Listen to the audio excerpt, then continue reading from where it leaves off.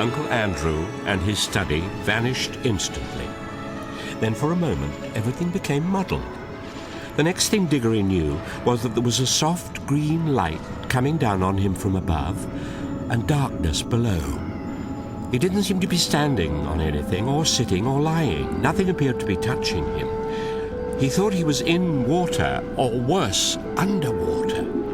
This frightened him for a second, but almost at once he could feel that he was rushing upward.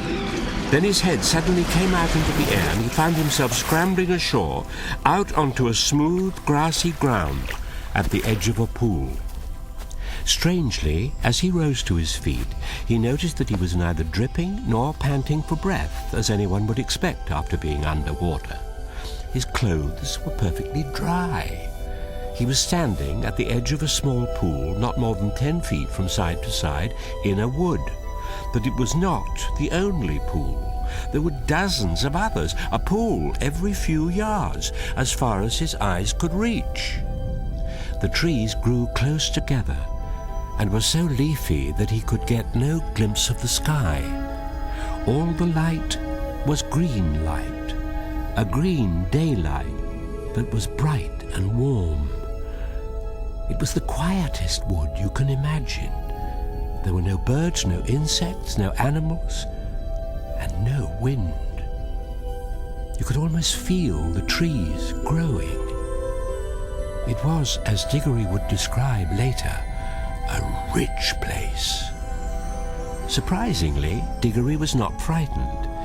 In fact, he'd half forgotten how he'd come there or what he was supposed to do. He felt as if he'd always been there. After Diggory had looked around for a long time, he noticed that there was a girl lying on her back at the foot of a tree a few yards away. Her eyes were nearly shut, but not quite, as if she were between sleeping and waking. So he looked at her for a long time and said nothing. And at last she opened her eyes and looked at him. I think I've seen you before. I rather think so too. Have you been here long? Oh, always. At least, I don't know. A very long time. So have I. No, you haven't. I've just seen you come up out of that pool. Yes. I suppose I did. I'd forgotten. Look here. I wonder. Have we met before? I have an idea, a sort of picture in my head, of a boy and a girl like us, living somewhere else, and doing all sorts of things. Perhaps it was only a dream. I've had the same dream, I think. Oh. Hello. What's that? It's a guinea pig. Odd. It has a yellow ring tied to it. Just like the one you're wearing on your finger. Oh. And you have one on your finger as well. Wait. Something is coming to me. Yes. Uncle Andrew! I remember now. He was beastly and tricked me. He tricked me as well. That's why I'm here. To take you back. Is that it then? Do we take the guinea pig and go home? No. We might as well leave the guinea pig. It's perfectly happy here, and your uncle will only do something horrid to it if we take it home. Oh, it's very nice here, you know. There's no hurry. Stop it, Diggory. We've got to get back. Do you know how? Well, I suppose we should take off the yellow rings, since they were the way in. Done. And now, we put on these green rings. Right. And then what? We go back into that pool, I expect. But we haven't any bathing things. We don't need them, remember? We didn't get wet on the way in. Oh, I'd forgotten. Ready to jump? On 3. Right. 1, 2... Hang on. What's the matter? I've just had a really wonderful idea. What are all the other pools? How do you mean? If we can get back to our own world by jumping into this pool, Mightn't we get somewhere else by jumping into one of the others? Supposing there was a world at the bottom of every pool. I don't understand. What if Uncle Andrew was wrong about this world? What if this isn't a world at all, but a place between the worlds? Like the tunnel in the rafters leading between our houses. And the pools are like the doorways into the houses. The wood between the worlds. Sounds rather nice. I think we can get out of this place into jolly well anywhere.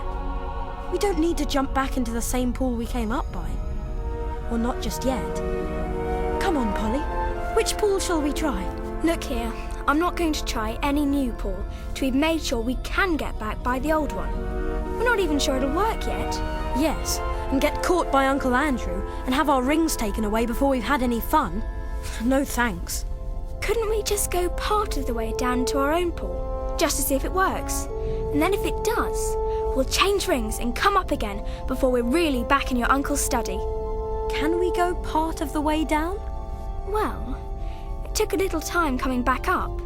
I suppose it'll take a little time going back. Then let's try it. And so they did. They agreed that if they saw Uncle Andrew or his study, Polly would shout, "Change!" and they would put on the yellow rings. On 3, they jumped into the pool. 3. At first, they saw bright lights moving in a black sky.